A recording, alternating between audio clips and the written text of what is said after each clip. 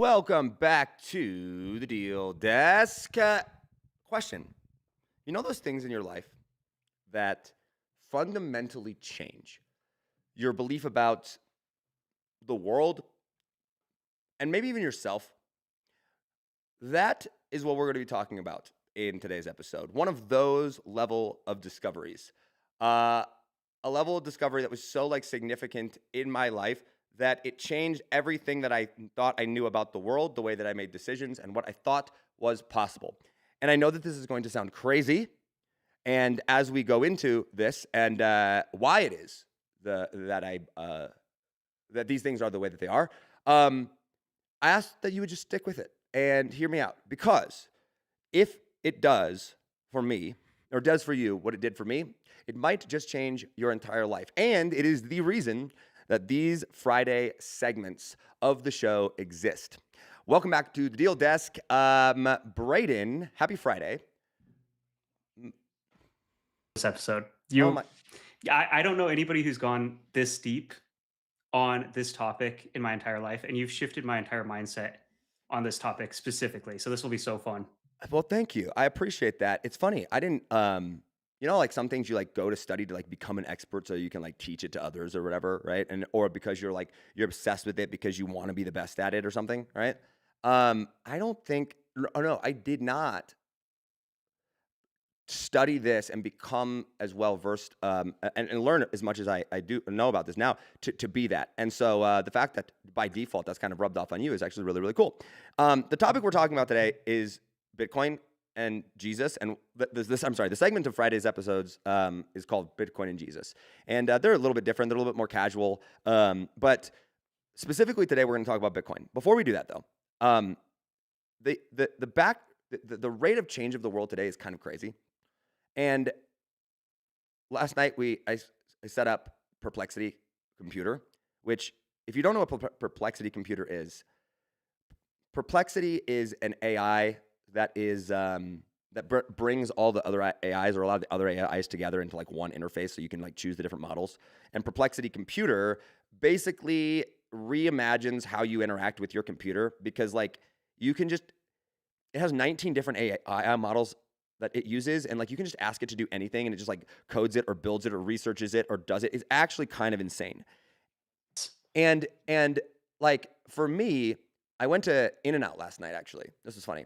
I was hungry. Very, very typical. Isn't it? Going to Chick-fil-A. Isn't it? Chick-fil-A and In-N-Out. I eat there a lot. I do like it. And it was midnight last night. I was hungry because I was up way too late last night. But I go there and I get in the drive-thru. It's 12:30 at night. And I ask the guy in the drive-thru, I'm like, hey, I have a question for you. This is going to sound really random. I'm like, do you use AI at all in your personal life? Like the guy's probably like, I don't know, in his 20s, right? I was like, do you use AI in your life? And he's like, I mean, I work for the Department of Defense.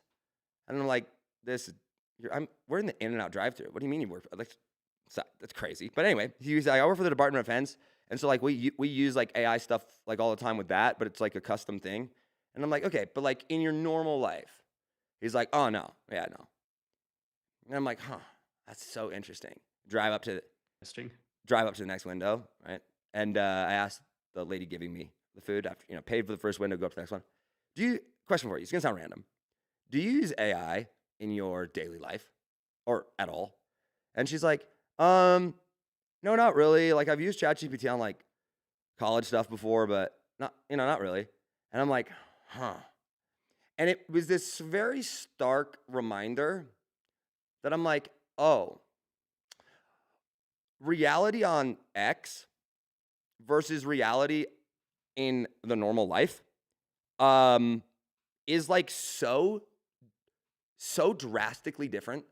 It's kind of insane because if when I open up my X feed right now, I'm sure people, if you're big into the X world, it's everybody is talking about everything AI. And it is basically like AI is about to kill us all and everyone is behind. And you have the CEO or the co-founder of YouTube tweeting out yesterday, I hope everyone enjoys their last year of meaningful work. Okay. It's like, and then you go to the drive-thru or you go like out to the real world and people are like, I don't even use it. And you're like, wow. Now, why do I bring this up? It's because it is fascinating, right? But I believe are going to reach a point in AI soon where while those realities seemingly are so disconnected, almost overnight, they will no longer be disconnected because the one will feel the gravity of the situation of the other. Now, whether or not that's true or not, I guess we'll find out.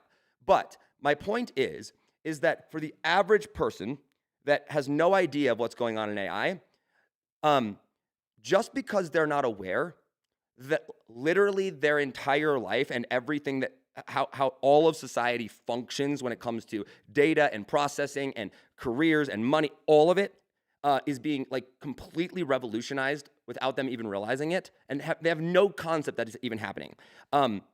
Just because they don't know that doesn't mean it's not happening, right? And I'm like, I am over here, I've got multiple computers set up, and I've given it access to everything. Like AI have built this whole show, all the integrations, all the tech setup. It built the overlays. Like we got these cool things. This is so much fun, right? We built like a breaking one, right? And we did like a little lightning one for Bitcoin stuff, like fire, right? It is so sick. It's like, dude, you get on there and you're like, oh wait, is this back and forth? Yeah. I got on there. I'm like, this is like looks like so cheesy, right? But I'm like, I don't even care. I thought it looked cool. Anyway.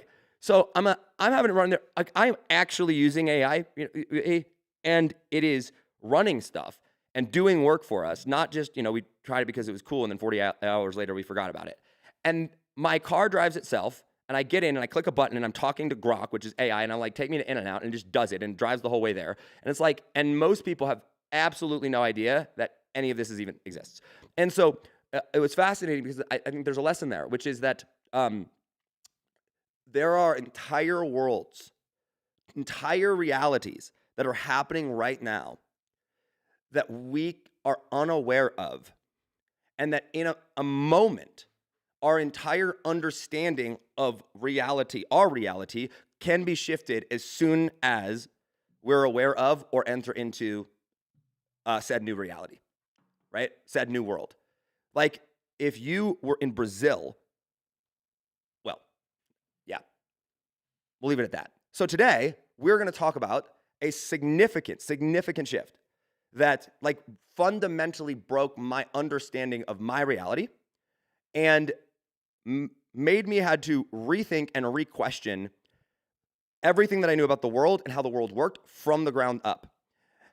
And I'm sharing this story because the topic of today is Bitcoin. And you're like, Bitcoin? I know. I get it. Okay, crypto bros suck. We suck. I get Bitcoin's not crypto though. There's crypto and there's Bitcoin, but I get it. It isn't Bitcoin a scam? Isn't Bitcoin Jeffrey Epstein? Didn't Jeffrey Epstein go and code Bitcoin? Like, yes, I get it. I know we suck. You're riled up. I remember you seeing that all over X. Well, I was just like, it's just stupid because even if he did, it doesn't matter. Because it's like it doesn't even matter. Now, you could say, oh, well, it does because if, an evil, disgusting person, like him, was the one that created it. I'm like, yeah, I guess. But I'm like, it's not like, whatever. We'll get to this. But Bitcoin, we're going to talk about Bitcoin because in my life, there have been two things that have fundamentally and radically, like at a challenge every belief level and assumption level and understanding of how the world works, how I work, how physics works, how like what you make decisions against, like reference, but all of it that have challenged and changed my life at a level or at that level. Only two. The first, and it is overwhelmingly a higher order of magnitude, is Jesus. Like I grew up in church, like many probably did, and went to church every Sunday, grew up in a Christian home. I know the Bible super duper well, like crazy well. I had to memorize whole books of the Bible and passages of the Bible, recite them to hand motions and for school and very well. But knowing the Bible is different than knowing Jesus, right? And so it's such a different thing, right? And so when I discovered and when I met Jesus, not even met, when I experienced Jesus for the first time, it was like, oh, okay, that was a reality-shattering moment. The second one that was on par with that level of reality shifting. Now, I want to say Jesus was orders and magnitudes better and more significant. But as far as reality shattering and breaking, Bitcoin was the other one of those things. And we're doing this segment every Friday called it's the Bitcoin and Jesus segment, which is it seems so random. First off, I get it. It's you're doing a show on deals and you're talking about deals and opportunity and all that. And then you're going to have this other one. And it's about Bitcoin and Jesus, which how are those things? How is this show and this segment connected? But then you're but of all things that you're going to do a random Friday episode on, Bitcoin and Jesus? What? I get how crazy that sounds, but imagine I just want you to think about this for a second. Imagine your most significant, the thing that has changed your life most significantly. Don't you want to go share that with people? Don't you want people to understand that? If you were gonna have a show or you're gonna talk about something, if you want to, help people go and succeed, if you want to, go and, if you believe in something very, very strongly, then it's not you just have a moral obligation, not a moral obligation, but kind of you just have to, right? You don't know what else to do. That's Bitcoin for me, right? And the Bitcoin and Jesus combination is so incredibly powerful, and just that's what we're going to talk about. Okay, now I want to back up because the reason that this Friday show exists of the Bitcoin and Jesus is because of the fact that Bitcoin and first of all, because of the fact that Bitcoin and Jesus changed my lens of the world at that level, but also because I believe that when it comes to most reality-changing experiences like that, let's say AI becomes something that really does change the world. The internet would be one of these experiences, right? Total reality shifting for many people. They had no idea it was coming, then bam, look at how much it's changed the world. AI could be one of those things. Electricity was one of those things, right? And when those things happen, oftentimes there's a lot of good that can come from it. There's a lot of bad that can come from it, but there's not a fundamental shift in. I guess there kind of is, but it's we fear those things, and we think that the people that are leading those things that are in it because they want power or because that they want control or that somebody has an ulterior motive with it. And I believe that Bitcoin is actually the opposite of that. And I don't expect you to care about Bitcoin. I don't. But if you dislike our current system, if you hate the government, if you just are actually F them, right? If you're sick and tired of being lied to, if you are just man, I would love to just know what is true. Like, I would just love to not feel like everything is not true. Like everything is fake, or it's only a matter of time before I found out the opposite. If you would like to look into the future and be able to envision a reality where it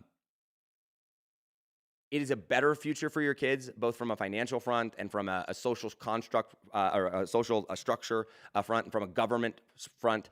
If you want it to be better for your kids than it is now, then Bitcoin's for you, and you'll enjoy this episode, I think. And if you've ever known that something is off in this world, and like there's something that like it just doesn't make sense. It's like, why is it this way? Like, why is it, does it seem that everything is broken? Why does it seem like nothing seems to work? It's like, and you can't really pinpoint the reason for that, then I think you'll like this. So the way I would like to run this is that I know that's like a very, very big claim, but what I want to do is I want to tell the story, and then I just like briefly go through it and kind of hit on the bullet point episode, or like bullet points of the transformation and what I learned and discovered.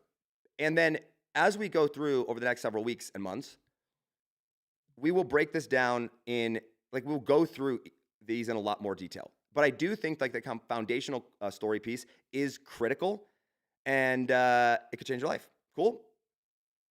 All right, ready? So we're going to go and do a transition. Oh, we're having so much fun with this, Braden. Like, I'm just playing with these. We're going to go do the deep dive, and this is the story of how I discovered Bitcoin. Ready? Let's do this.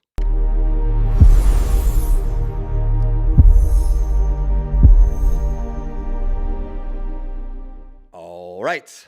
So it was about 4 years ago now that I am sitting in my house and trying to figure out what to do next. And at the time, I had shut down my business. I had recommitted my life to Christ recently, and I shut down my business. I refunded a bunch of clients, and I am like, I've got to go figure out how the world works.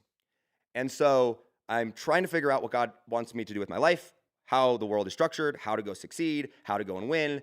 And I do what anybody would do is, well, not anyone, but what I thought was the best to do, which was go get around wise people. And so I fly to my friend Brad's house. Now, my story with Bitcoin is interesting because I had bought Bitcoin like a year prior, or like 2 years prior. Someone had told me it like the $1,500 price point, and then, or like $5,000, and then it like dropped down to like $2,000 or something like that, and I sold it all because I got scared. And so like I had been aware of what Bitcoin was, but I didn't understand, like I didn't know what it was. I knew what it was, but I didn't know what it was, right? I wasn't like really in it, and I thought it was a cryptocurrency or just like anything else. But I remember going and flying to Brad's house and trying to better understand the world. And he asked me, he's like, what are you dealing with right now? And I remember sitting there telling him, I was very frustrated because like I said, I had recommitted my life to Christ, and it felt like this old version of me was shed.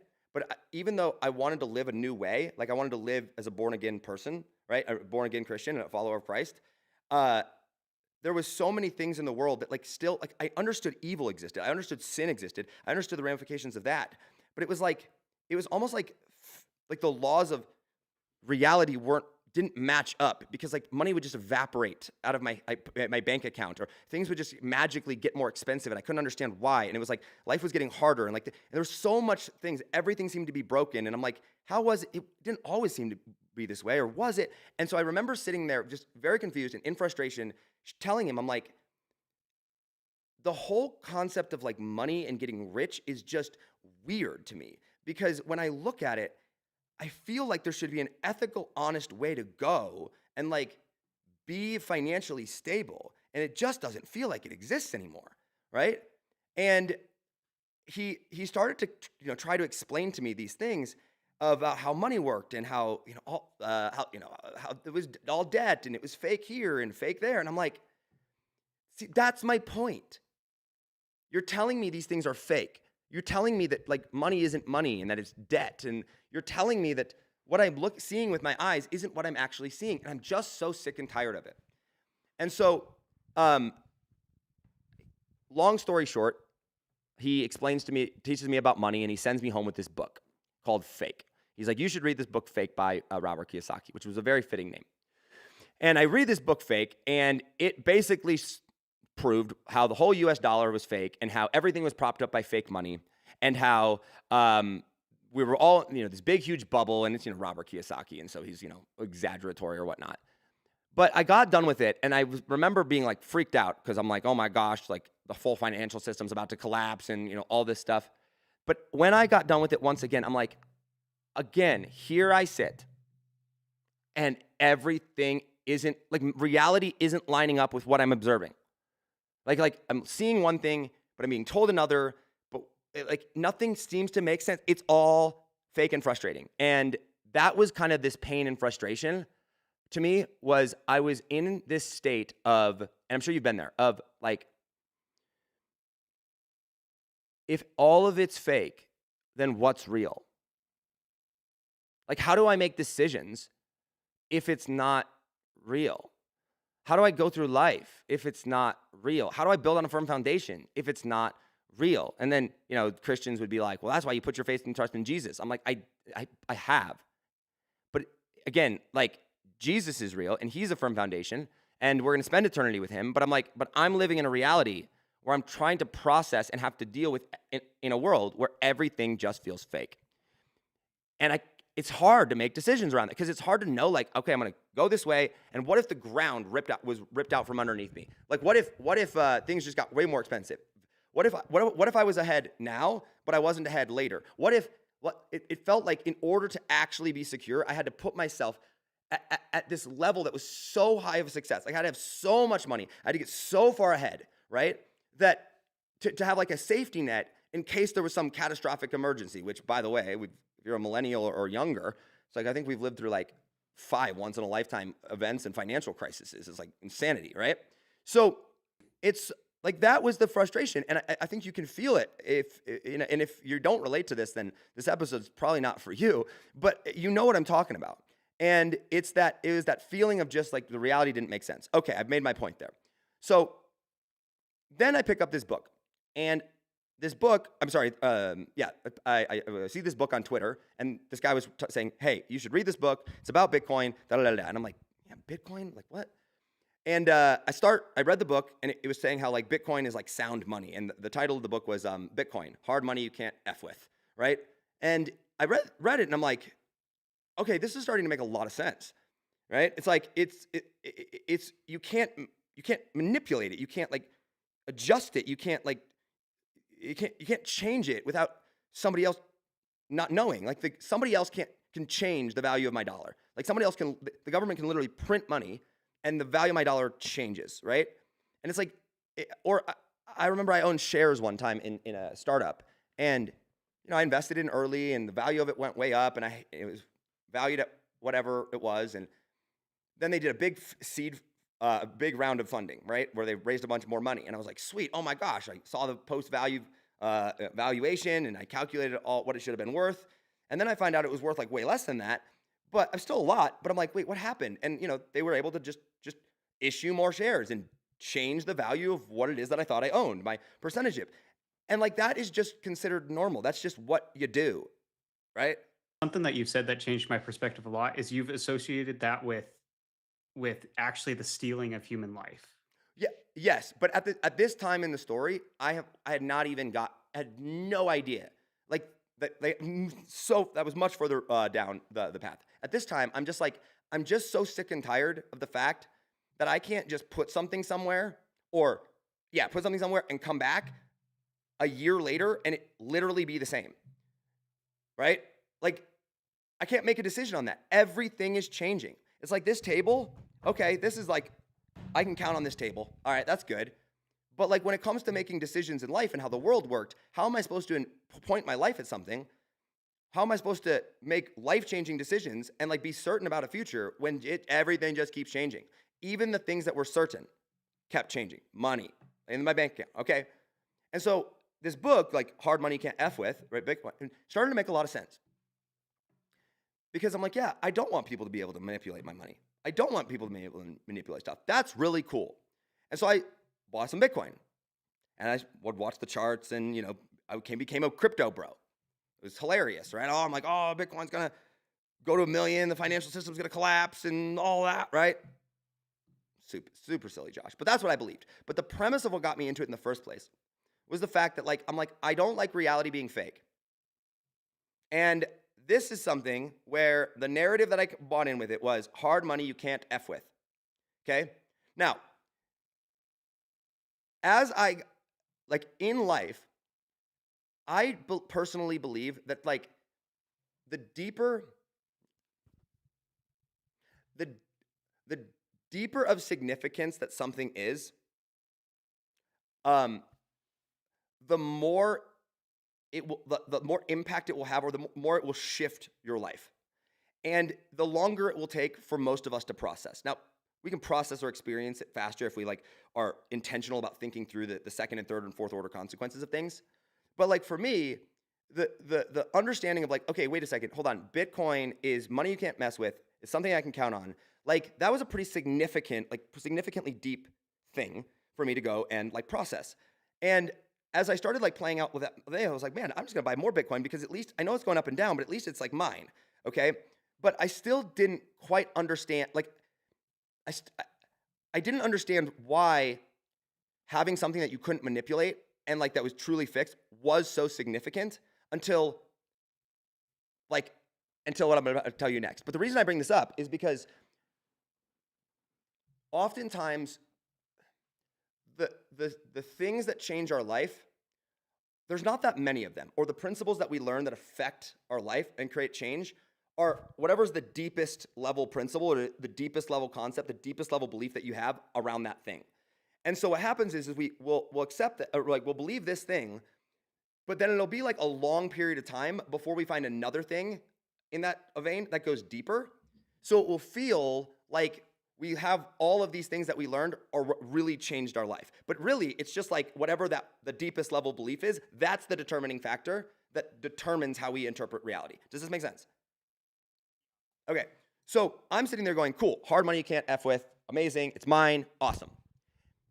And then, fast forward, I read this book, and it was called Life After Google. I've never told this part of the story before, actually.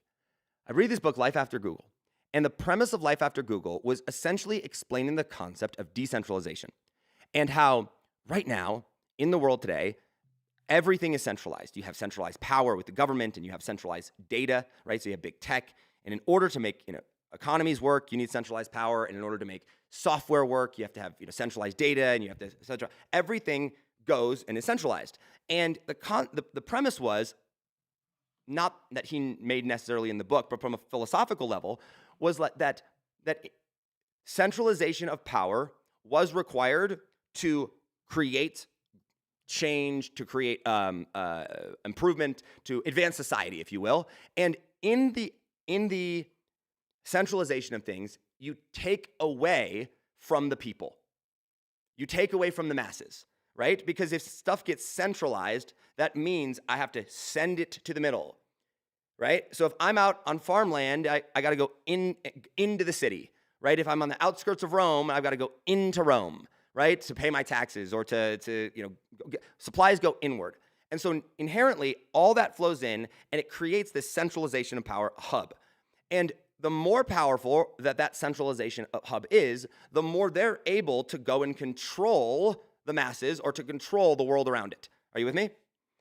And he was saying how this new technology called blockchain was the first technology that had ever been invented, and it was like revolutionary because it would fundamentally flip the power back to the masses. Not like masses as in people, but you can draw the parallel, but simply saying you no longer needed the centralization of power to accomplish advancement. So you could have the benefits of centralization of power without the consequences of it, without having to actually have the centralization of power. And at first I'm like, okay, this is not, that's cool in concept, but I didn't get it. And he's like, you're going to be able to own your data again. And I'm like, what? That's so conceptual. Like, I'm so confused. What do you mean? And I think one of the examples was like, imagine instead of seeing ads, like when you see ads on Facebook, instead of Facebook making the money, like because you own the data, you could choose to either not see ads at all, or if you did, you would get the money that people were paying to advertise to you because you owned it. And I was like, that was kind of the first like practical like shift where I was like, oh, interesting. That would be cool, right? I could see benefit of that. But the whole premise is that if you could go and you could take away that centralization of power, that meant that the centralization of power that was manipulating the world around it, right, no longer had that power. They couldn't do that. And so I read this book, and it was really really technical and way too detailed. And I'm like, but I'm really trying to understand this whole like blockchain stuff and Bitcoin stuff. And towards the end of the book, I made the connection that Bitcoin ran on a blockchain, and that Bitcoin was hard money you couldn't mess with, because the reason it couldn't be messed with was because there was no centralization of power. And then all of a sudden, it like started to click in my brain, because I was like, wait, whoa, hold on. What I recognized right then and there was that the reason that everything around us continues to feel, at least everything around me, continues to feel more and more fake and more manipulated, more and more like it's not matching up with how it should be, right? Or what seems to make sense, right? Was because someone else or something else was manipulating it. And the reason that was advancing and getting more and more fake and more manipulated, right, and more distortion, was because that entity of power was growing more and more powerful. Now, that power being the U.S. government, right, or just, governments in general. I live in America, and we live on the U.S. dollar system, right? And so because it was getting more and more control, and it was more and more money was being printed, and it was becoming more and more powerful, and we were more and more dependent on that system, it was able to distort reality around us, around me, at levels that it had never, like more and more, at levels that it had never been able to do before. And I'm like, that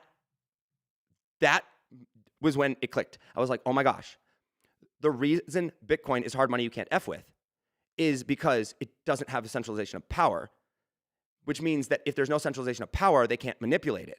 But if there's no centralization of power, well, then where did all that power go? Because centralization of power means that there was power to exist in the first place, but they took it. So if it was centralized and now it's not, that means it was distributed back everywhere.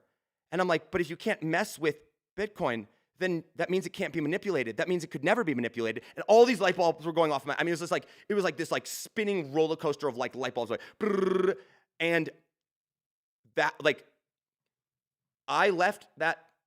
Wow, my brain hurt for like a week. But I got done reading that book, and I was like, oh my gosh, if Bitcoin is what I think it is, or even remotely what I think it is, then it is the only thing like it. Here's what I mean, okay? I want to break this down because it's very, very important. Because to jump ahead in the story, just briefly, really quick, is after that moment, the level of depth that it had challenged was so significant that I started to reprocess and recalibrate life through this lens in every single area. And it took several months, like 3 or 4 or 5, or even like probably, I'm still doing it to this day, but like probably like 3 to 4 months of like trying to recalibrate and look at things through this lens. And every single time that I would look through this lens, it was like, it made sense. And I'm like, oh, okay, yeah, that would make sense. But then in order for that to be true though, it's like, but then that would mean that all of this would have to be wrong. And so then I would try to go calibrate it through this lens, like that through this lens. And then I would calibrate this through, like I would calibrate healthcare through the lens, money through the lens, like sickness through the lens, hard work through the lens, religion through this lens, the church through this lens, science through this lens, the food industry through this lens, any education system through this lens.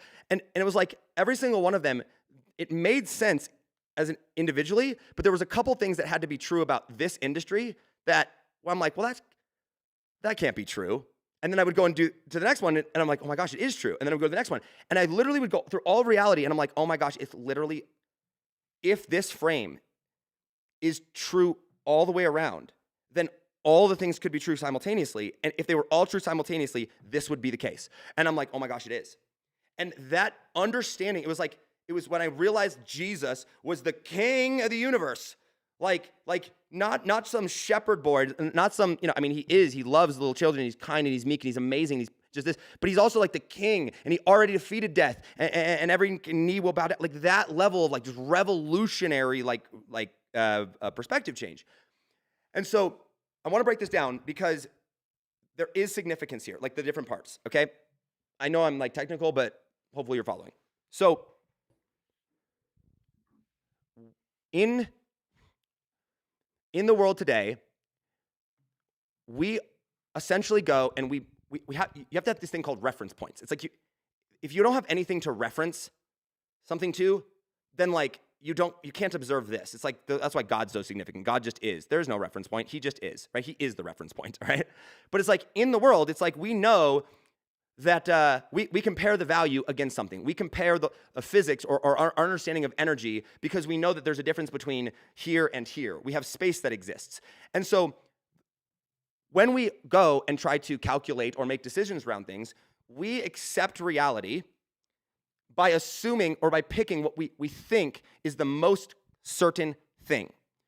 But in reality today, there is nothing that is actually 100% verifiably finite, meaning unchanging, a fixed amount that can never be changed and that cannot be created more of. Bitcoin presents this concept of, or this idea, this revolutionary technology where we have something that is actually truly finite, verifiably so, because of the decentralization network. And you go, well, not Josh, that's not true. There's a finite amount of time. I mean, of gold, and it's like, well, no, there's not, because they could. I mean, I think they can make more of it now, but even if they couldn't, it's like, yes, but we don't know how much gold there is because we can't verify it, right? And so it's like, yes, there is a finite amount, but we don't know. There may be a finite amount, but there's like 21 trillion tons that they just found, or there's a bunch on Mars, or there's a bunch on this planet. You can go make more of it or gather more of it in the universe. Like there's so much more to be found of it. And so even if there was a finite amount of gold, there's no way for us to verify it. So therefore, we can't compare against it or use it as a truly finite thing. And then it's like, okay, well, what about time? It's like, well, no, time is moving forward. Okay, it was like, well, okay, well, what about there's only a finite amount of, and I would go through all of it. There's not anything that is a truly, truly unchanging amount of, verifiably fixed. This is the only amount of it, and you cannot make more of it. You cannot get rid of any of it. Like, this is it. And you're like, okay, Josh, who cares? Why is that so significant? And I'm like, because if it has never existed before, then I have a new way of measuring something. I can measure against something that I know is impossible to change. And right now, the reason that the government can manipulate money, the government can manipulate the reality around us, is because they can change the reference point. Like they can make more, I'm so technical into this, but hopefully bear with me here, okay? If you compare the value of everything in your life to $1, if you're like, this is worth $1 and this is worth $2, right? And the house is worth $500,000, then your reference point of value is dollars. I'm referencing dollars to determine value, okay? If you go, it's hot outside, and it's like, compared to what, right? Is 30 degrees cold? And you're like, well, it's freezing. I'm like, that's not what I asked, right?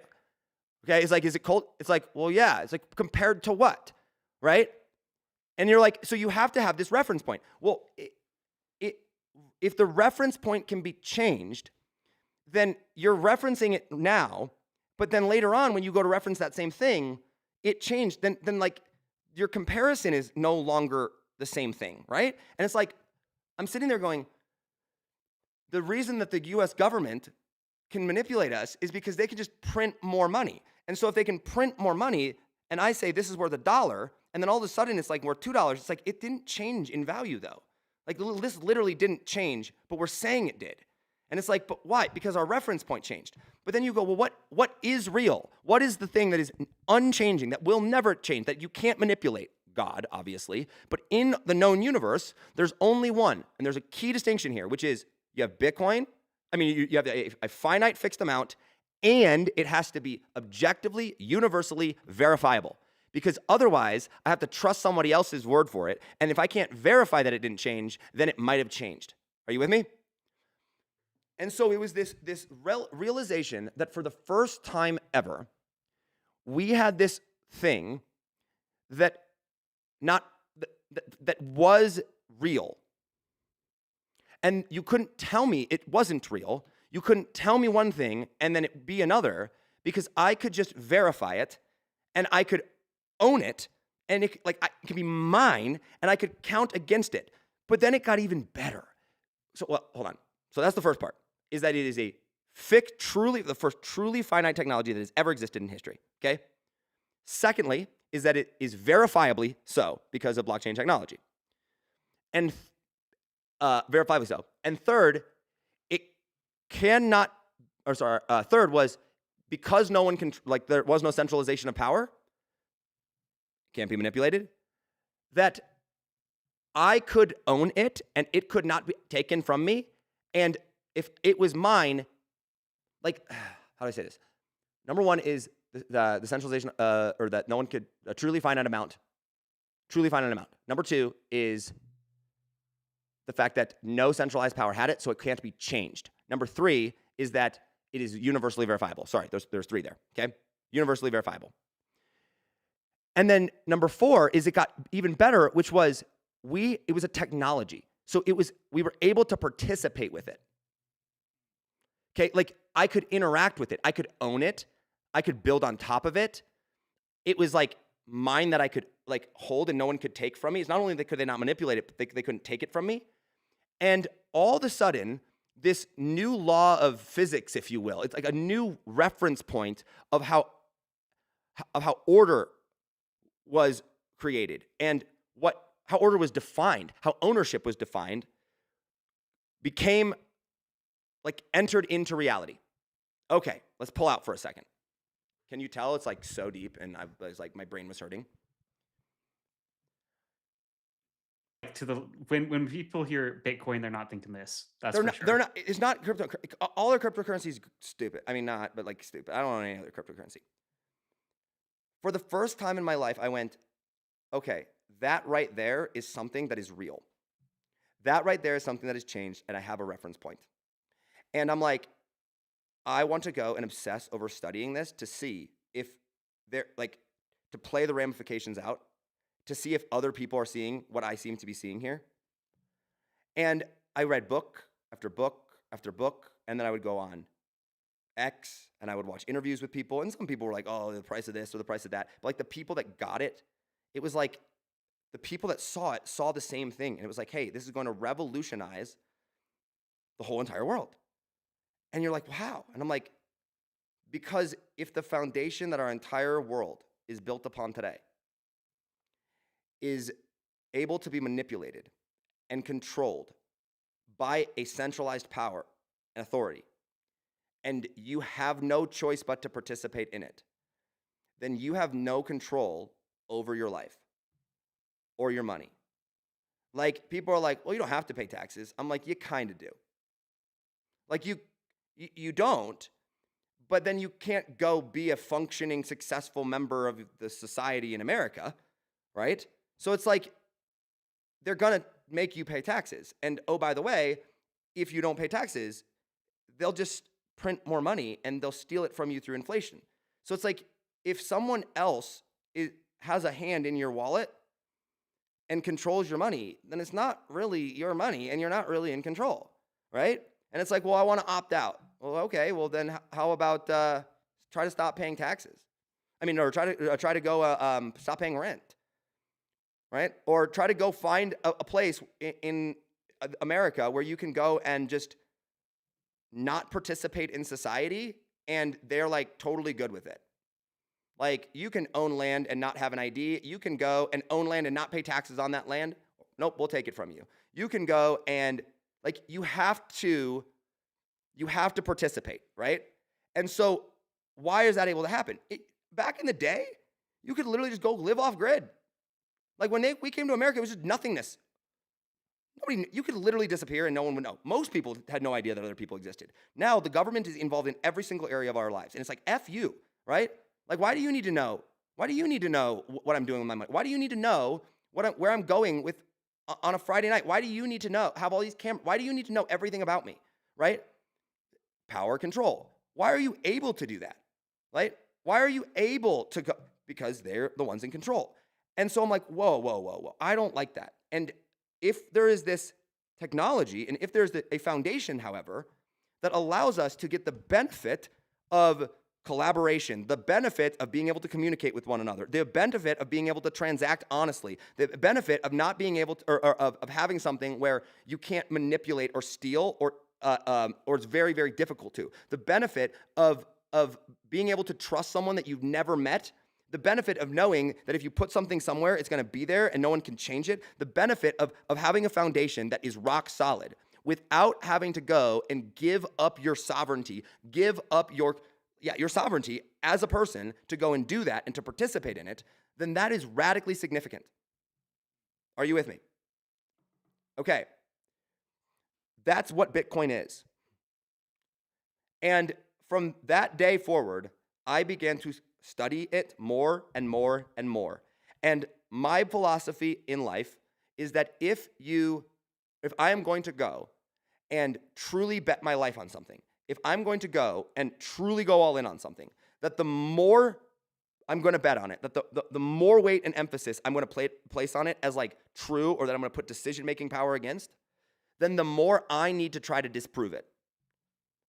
Like, I have to be able to like find the argument. I need to know the flaws in my logic or in my belief system. And I've spent the last 4 years, probably 3 years ago, I kind of like was like, okay, I think I'm good. But the next 3 years, up until about a year ago, trying to find any possible hole, trying to find any possible law of physics, any possible like reason as to why what I learned about Bitcoin wasn't true, or that it could be changed, or that it like could be manipulated, or that it wasn't like that it was actually this way and it was this, or that it violated this law, or it was true 95% of the time, but not this percent of the time. I looked for every single thing that I could possibly find. And every single argument I could verifiably prove that it was not, it did not change my belief about Bitcoin. It's like Bitcoin just is Bitcoin, and it is fixed, and you cannot manipulate it. And so when you start to adopt that belief system, the entire world around you just starts to not make sense, but also makes perfect sense. Meaning, you start to understand why everything is the way that it is, decaying and broken, and nothing working, and it always feels like they're stealing from us, and it makes sense. But also, I now have a way out.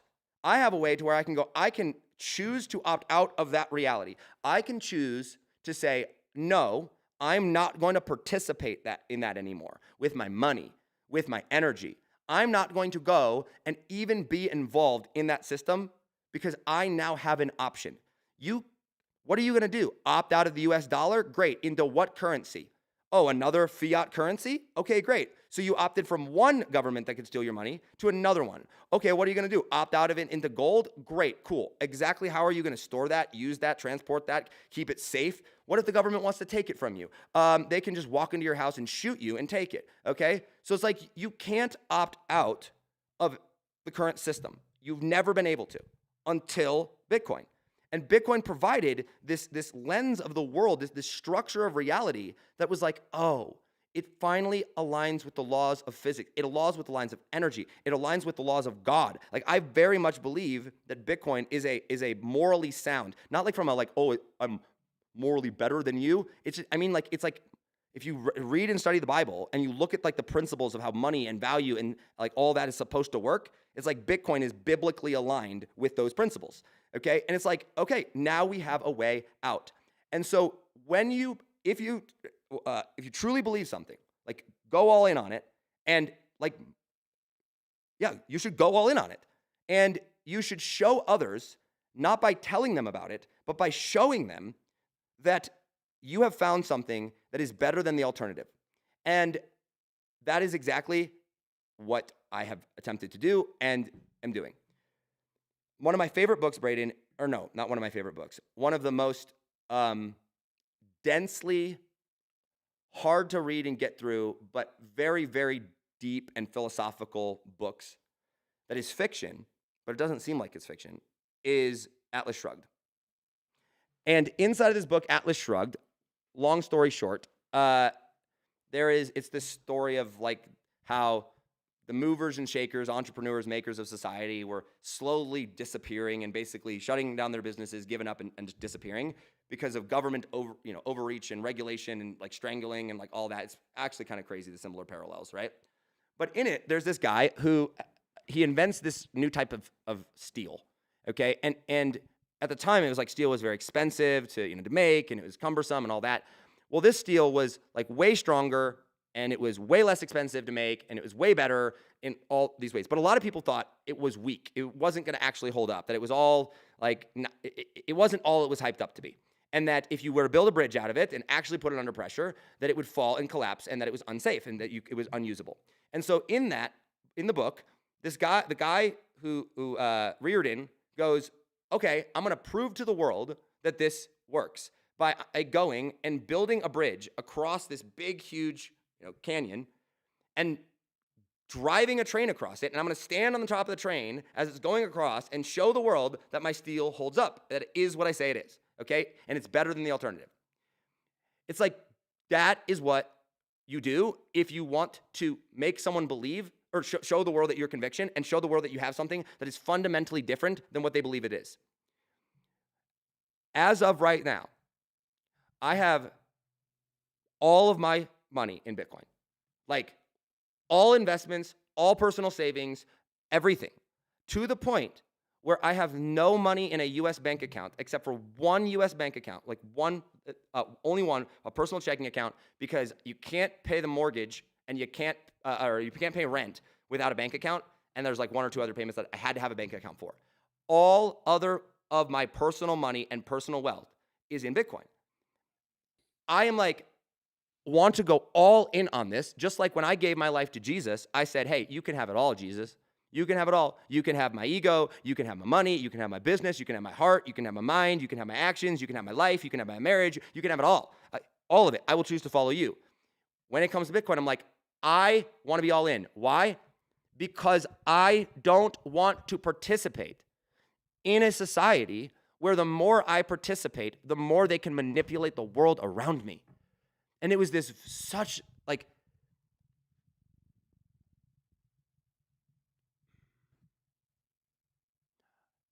if participating in something means that you are advancing something that fundamentally hurts you, then you should not want to participate in it. The biggest objection I hear about Bitcoin is actually not that it's a Jeffrey Epstein coin. The biggest objection that I hear about Bitcoin is, yeah, but I can get better returns elsewhere. Or, oh yeah, it's like, what if I bought in here and sold up here, then versus just buy and hold, I could make more money here. And I'm like, okay, hold on, you don't understand. I don't buy Bitcoin to get rich. I don't buy Bitcoin because I'm like, think it's going to pump in price. I don't care what the price of Bitcoin is. It doesn't matter what the price of Bitcoin is. I buy Bitcoin because every time you are looking at this from an investment standpoint of, oh, I can borrow money and I can have leverage and I can go and I can invest over here and make money more like this. I'm like, you are just participating in a system that fundamentally, the more you participate in it, they have more control to manipulate the reality around you because they have centralization of power and can suck the literal, like they can literally pull the power, the ground out from underneath you because of it. And so it's not about whether or not I make more money or less money. It's about whether or not I choose to participate in a system that is fundamentally at odds with me and the good of society. And I'm like, I don't want to. And so I tell people all the time, they're like, do you think Bitcoin's going to go up or down? I have no idea. Should I put my money in Bitcoin or should I put my money in this investment? I'm like, I have no idea which one's. Probably put in that one. I don't know. I don't care. And they're like, well, do you think it's a good time to buy? I'm like, it's always a good time to buy. You understand? I have no money. I have no US dollars. Zero. It's all in Bitcoin. Like none, zero. People are like, oh, well, you have like an emergency fund. I'm like, no, you don't understand. None. All of it is in there. Okay. Why? Because I don't want to put my energy, I don't want to put my hard-earned work into dollars. I don't want to participate in a society where the more I participate in it, it fundamentally violates the thing that I believe in. I want to go and I want to put it in a place where it's mine and it's honest and it's real and I can know that it's real, because one Bitcoin is not worth 100 grand or 60 grand or what have you. One Bitcoin is worth one Bitcoin. And it's like, oh, that might sound cheesy, or like, okay, what does that even mean? It means that what you're measuring value in right now, what most of society is measuring value in right now, is against something that is constantly changing, the dollar. So I don't measure it in that. I don't want to measure it in something that can change. I don't measure the value of my work in dollars. I measure it in Bitcoin. Why? Because they can't change the reference point. They cannot change it. Okay, this was way more technical, and I got super fired up and passionate about it. Can you tell? Okay, but here's the deal. Okay,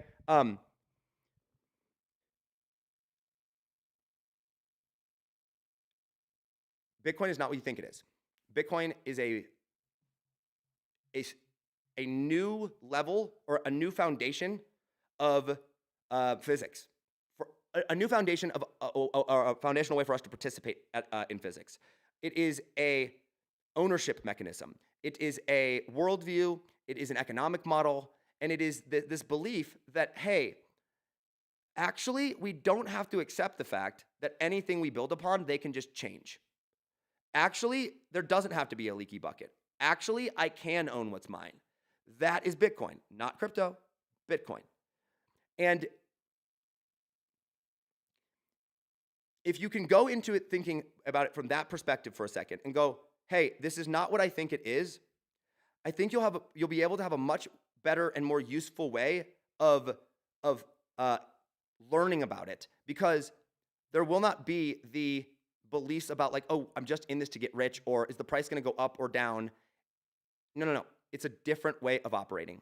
And my goal with these Bitcoin and Jesus episodes is I want to bring as many people in my life. I want to bring as many people to Jesus as possible. I want to be a living example of what it means to follow him. And I want to live in alignment with who he has called me to be.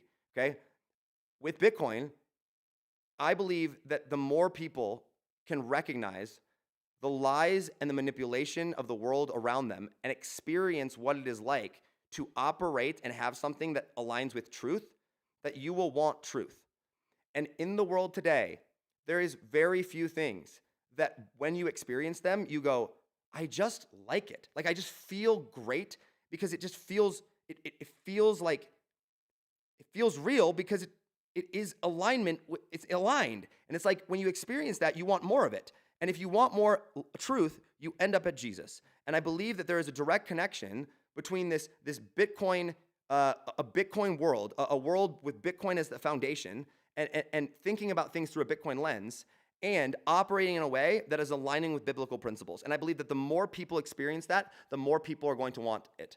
And that's why it's Bitcoin and Jesus. And so when that's why Bitcoin and Jesus. To answer the question, because I do get this a lot, Josh, if Bitcoin goes to zero, then what? I'm like, I will ride it to zero. And they're like, you're that confident in it?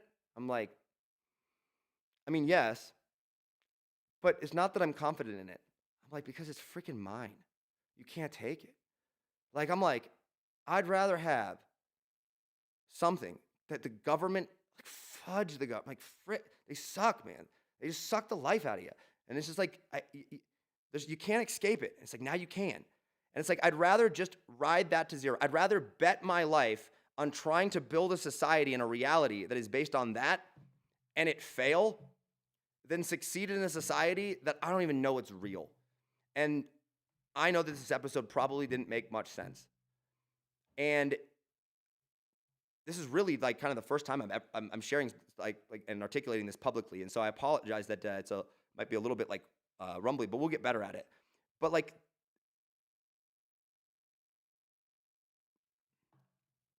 I'll end with this thought. If you are if you look around the world today and go, okay, I'm just tired. And while as much as the world has a lot to offer, I'd rather just have a life where I'm in control, I have certainty, I'm at peace, I know that like I can own what's mine, and I don't want to participate in the BS of the media and the government and the central power and like all the powers that be. I'd rather just like opt out of that, then Bitcoin is for you. And I would encourage you to go and study it. If you would like to have a lens of the world that is much more practical and much more useful to you in daily life than physics and the conceptual quantum like level stuff, but it provides a lens of the world or a way to approach the world that makes sense and explains why the world is the way that it is, I would invite you to study Bitcoin because Bitcoin will give you that. If you would like to be able to be in control of what is yours and be able to pass down wealth to your children, to be able to not have the government take your money, then I would invite you to study Bitcoin because that is what it is. If you would like an economic model or a way to participate and not worry about getting scammed or not, I would invite you to study Bitcoin because that is what it is. If you would like to know how to have the work that you do and the energy that you exert like actually last and things get easier over time than harder over time, I would invite you to study Bitcoin because that's what it allows for us to do. And if you would like to have a way to think about money and value and work and a philosophical lens about that aligns with biblical principles and aligns with what Jesus and God says about how we should operate, I would invite you to study Bitcoin because that's what it is. It is not crypto. It is not a get-rich-quick scheme. It is not an investment. It is something fundamentally different. And if that interests you at all, then I would implore you to take the time to actually sit down and study it. That is what these ones on Friday are about. All right? All right. That's for today. That's all for today. We'll be back next week, and we'll get better and better at making these things simpler. Would love any questions that you have. If you do have questions, I read all the comments, whether it's on X or on YouTube or on Facebook while we're still streaming it there. Send me a DM. Like I really do want to know like your questions on this because like I feel like I've discovered something, and there are. I'm not the only one, by the way. Like I know I sound crazy, but there's like a whole network of us.